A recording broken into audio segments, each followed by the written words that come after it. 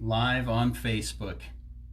On Memorial Day. On Memorial Day. Instagram's up. Well, hello, everybody, and welcome to Monday Night Live. Yes, yes, yes. We're excited to be back on this Memorial Day. The lovely Kate Semmens, life coach here at TurningLeaf Wellness Center. Myself, Dean Nixon, also at Turning Leaf. And it's not wellness. I keep saying wellness center. I know. Health and wellness. Health and wellness. We've rebranded to TurningLeaf Health and Wellness. So we're excited to be here. Sunny St. George, yes. Always. And for those of you around the U.S. and other areas, we hope you're having a good, wonderful, sunny Memorial Day. Yes, yes, yes. Hopefully it's filled with lots of love, connection with the people that are here and that have passed. I mean, that's the point of Memorial Day. That is the point. Yep, putting flowers and remembering those that have gone on. There's so many people in our lives that are mourning on this day. I know I am. I'm grieving. I know you are. We're grieve, and gives us a moment to have a touchstone where we can really tap into those people that have gone before and we love very, very much and have left I can't even say the word. Yeah, but I wanted to say a different word, but just very deep touching our soul. Yes, they've left a fingerprint on our heart, right? Yeah. Yes, and in our soul. And apparently I'm at a loss for words today, so we're going to see how this goes. You know it's live, guys. We're not editing this one out, right? No, we're not tricking you. So today we wanted to jump into a topic, and this is one that is a part of in helping us move forward. It is really focusing on the results that we're creating in our lives. And this is one that is really near and dear to me. It's one that's been coming a lot recently for people. We have a hard time staying positive. We have a hard time staying focused and in a really positive headspace. And it's because a lot of times we're really focused on the negative results that we're getting rather than the positive. Sorry, Instagram, we had a little bit of a glitch there. To be honest, I forget one step every week, and today it was getting off the Wi-Fi. I'm so sorry. Yeah. There are so many steps, people. Oh my goodness. And thankfully Kate's a lot more savvy than I am. So we missed one. We didn't get you turned on to. So let's get back. Near and dear to your heart. Near and dear to my heart is this concept of looking at results. And we have a real tendency, and we talk about it in the 8 essential coping skills as evidence. Evidence is a coping skill that we need to use. Evidence is a coping skill that helps us really connect to the things in our lives that help us move forward and those things that hold us back. Right. And a lot of times we use evidence gathering, but we don't use it in a healthy way. We use it to gather evidence of how our life has been, we've been mistreated, or the injustices that have been served, or the things that have happened to us or didn't happen for us, loves that are lost, jobs that are lost, et cetera, et cetera. And we focus on that evidence and we use that to determine that our life isn't good enough, that we're not good enough, right, et cetera. And so what I propose is that we have to turn that around. Absolutely. And so start looking at all of the places where you're seeing even just the tiniest little bit of movement and growth, right? And I think just kind of piggyback off what you were saying, Dean, it's so easy to nitpick ourselves and to find everything that makes us a total loser, right? Like we're really good at that.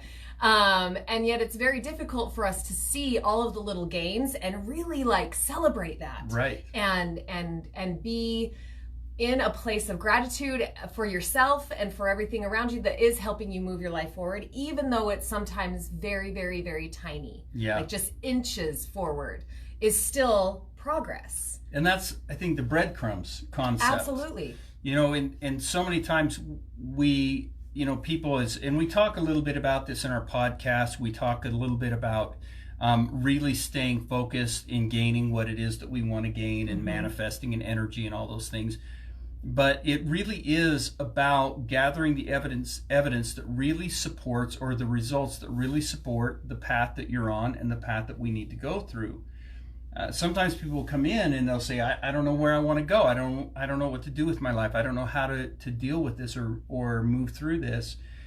But if you really stop and you look back at the results in your life worked and the things that didn't work, you would see that there's actually a path that you're laying out for you. Yes. That all of your results have a common theme and a common thread to them. And if you really look at those common themes and common threads of the results, you would start to see there's a path that you've been on.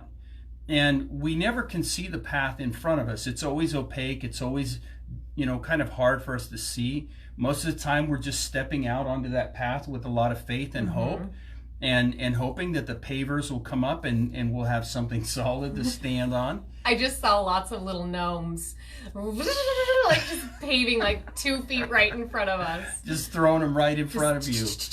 And You're so welcome. we That's how my brain works. Great visual, little peep into Kate's brain.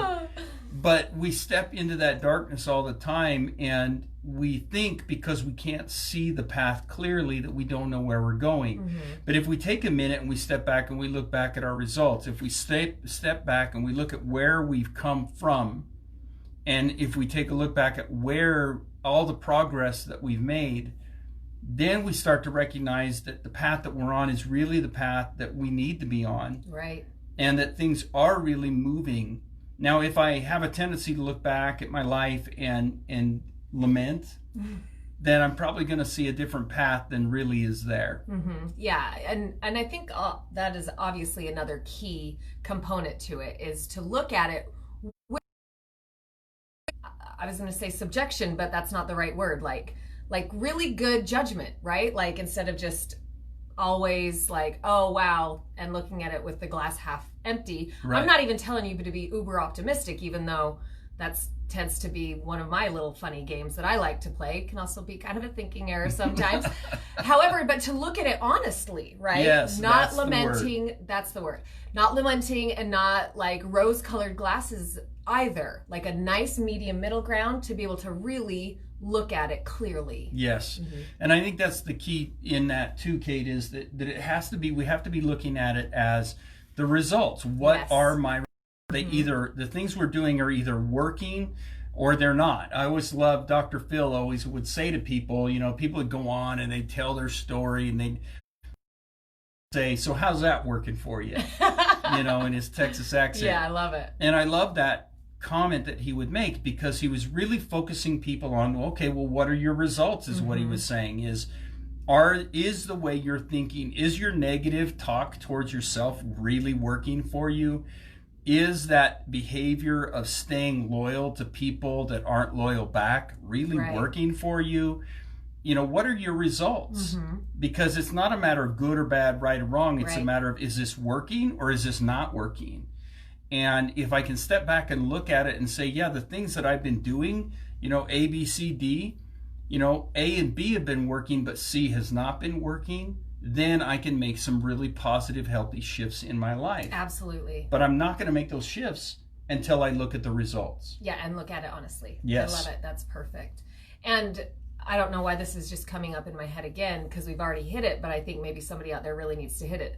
This is not the opportunity for you to make a list of A, B, C, D and look at what isn't working and then start to whip yourself with it. Right? Like the next process is, okay, great, that's not working for me. What can I do to make it so that it shifts so that it can work for me? Or what do I need to do in order to get rid of the habit, eliminate it out of my, whatever it is, right? Like be able to wipe that slate clean and not even have a D anymore and move forward, Right. Whatever that means. So this whole process is done to its best capacity with lots of ease and grace. Just so much kindness to yourself. Right. And I think that's the honest part. We all have a tendency to look at ourselves very critically. Yes. We all have a tendency to not look at ourselves honestly. And a lot of those ways of looking at ourselves have come from things that have been taught to us, or ways that we were taught to look at ourselves, or just some bad behaviors or habits that we may have created within our own nature. But the reality is we've worked very, very hard to be so self-critical that we don't look at ourselves honestly. We look at ourselves with a slanted view. We look at ourselves with a broken view of what's wrong with me, what's wrong with my life. And I see that so many times where people will come in And that's the comment I hear, I don't know what's wrong with me. I don't know what's wrong with me. Right. How many times do you hear that a week? All the time. What's wrong with it? Well, nothing's wrong with you. Right. Now, and the reason why this is such an important differentiation is that the reason that's so important is because if you're saying what's wrong with me, you are turning yourself into an object. Now, I hope you're listening, people. You're turning yourself into an object. You're saying, I am a problem. Mm-hmm. No, you are not a problem. Now, your behaviors, your thinking processes may be causing you problems, but you yourself, you are a miracle. You are a gift. You are amazing. You are a beautiful creation. You are this amazing creator in this life and in this world. And so if you see yourself as a problem, you are stunting every opportunity for you to grow and to grow into who you want to be. It's not about changing, and that's our motto at Turning Leaf. It's not about change, it's about growth. It's not about changing who you are. That's what gets us in trouble. We spend most of our life trying to fix what's wrong with us. And because of it, we create more chaos, more struggles. We abandon the truth inside of us. We abandon our voice, especially women.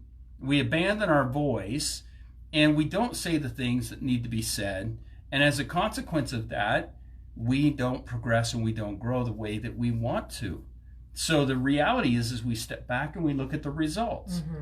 What are the results that are not working? Not how am I not working? Right.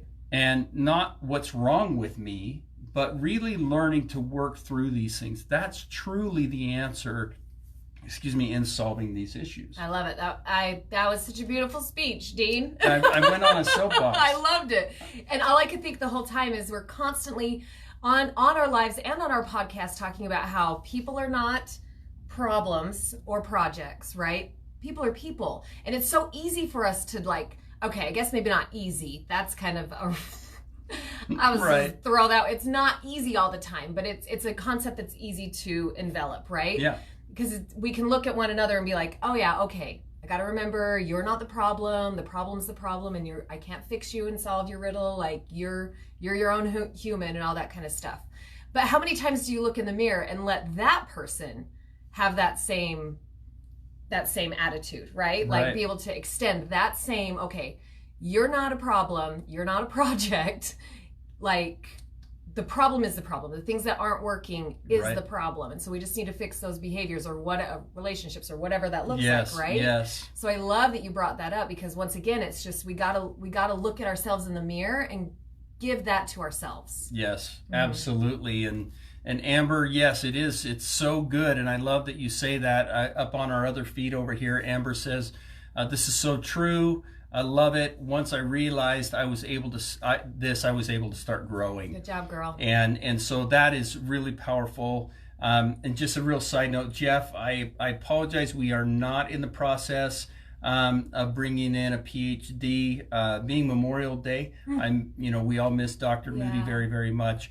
But we do have other therapists and clinicians that are here and available. So, but it does go back to the idea of what are my results, and if we can look at those. And I always use this wonderful analogy that came from Mythbusters, with Jamie and Adam, and Jamie and Adam are doing an experiment. It doesn't work very well.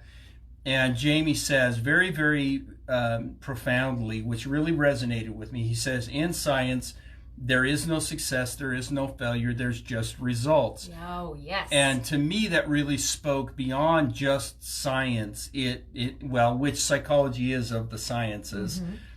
But really in the self-help world, that's what we need. We need to step back and step away from the precipice of trying to be perfect. We have to step away from the precipice of trying to be, quote, successful or being a failure. And we have to step back and look at it truthfully and honestly and ask ourselves, what are my results? Those that are working, do more of. Those that are not working, abandon and move towards those that are. It's that type of work. Yeah. Very easy, to say, not always easy to do, right? But it is doable, and I've witnessed it in my life. I've witnessed it in your life. Yes, sir. And I've witnessed it in our coaches, our clients' lives. And once you start to implement that, it becomes a very powerful piece in your world. You know, and it is absolutely beautiful to watch somebody really get this concept and start just clicking, Dean. Like they just start clicking. It's so fascinating to watch. And sometimes it can be like really rapid big things, and sometimes it's just like teeny tiny little rapid things, right? One point that I want to kind of bring up on this whole path, I think oftentimes too, we get into a place where we aren't able to see our progress, right? Which is where that evidence gathering coping skill really does come in. And so I would really challenge you to take an honest look at where you are, obviously, is what we're talking about right now. Right. And so take an honest look. Don't even. Kate's phone did it again. For the record, everybody watching, Kate's phone did it again. So. Oh, it paused again. So take an honest account of where you're at and where you want to be and what is working for you and not working for you. And then look over your shoulder at the last 6 months and see how far you've come. Right. Like really give yourself credit. And if you haven't been like really tracking this evidence piece and finding all of your results, jot down what you can remember. Like I'm always encouraging people to have a place where you can write these things down, because there's going to be a day where you're going to have a really hard, low day. We all just have them. And you're going to be like, screw it. What am I even doing right now? Right. I'm just going to move to Bali. If that's your plan. Because she wants to go to Bali. That's my exit plan too. I want to throw something in here too, if I can. Yeah, sure. Because one of the things that I think also with what you're saying, Kate, and I love the direction, and if I can piggyback on it, is also be careful who you surround yourself with, people. Right? If you need, get help. Find people that can help you identify these things. If you're having a hard time finding those working things in your life, if you're having a hard time looking back at that path and going, I've got a lot of results, I can't really see the truth, then you need to surround yourself. I know for me, that's a big part in my life. I have great people, and specifically an amazing person in my life that every day says, hey, look at your growth, look at your progress. And we have to have those people in our lives that help us to see that. So really, I challenge you, look at your top 5 people in your life, your top 5. What are your top 5? Who are your top 5 people? And are those people that are willing to help you identify positive, healthy results and are honest enough with you that you can identify the non-working? And if you need help, come see us. We're here. Kate's amazing. She's one of the best in the business. Second only to Dean. Not true. No, she's long surpassed me. Oh. So D-Pain says, show me your friends and I'll show you your future. That's awesome. That's such a great quote. Thank you for sharing that. Thank you. And hopefully everybody heard that on the other feed. It's so true. And so those are the things that we really want to challenge you with on this Memorial Day. As we honor those that have passed before us and we think about those people's lives and how they've affected us and how they've shifted us, it's really a powerful time for us to really determine how we want the rest of our time on this earth to go. I think that on a day like today, we really recognize how life can be short. We really recognize how things can move so quickly, and those that have gone on before us and those that are taken so quickly, we recognize every day is a gift. And I pray that everybody out there is learning, I have got to take accountability for my life. I have to lean into this self-help movement. I have to start working on myself, and so that these the part of my life that's left is spent and used the way you want it. Absolutely. There's no time like right now to start creating your legacy. 100%. 100%. Well, we love you guys. It's already 20 minutes, Dean. It went fast. It went fast. Once again, from our hearts to yours, have a wonderful day, a wonderful week, and we will see you next Monday Night Live. Thank you, everybody, for tuning in. Thank you for your comments. Like and share our videos. Amber, we didn't get to your last comment, but thank you, everybody. We appreciate you. Bye-bye. Bye. went top. You went high.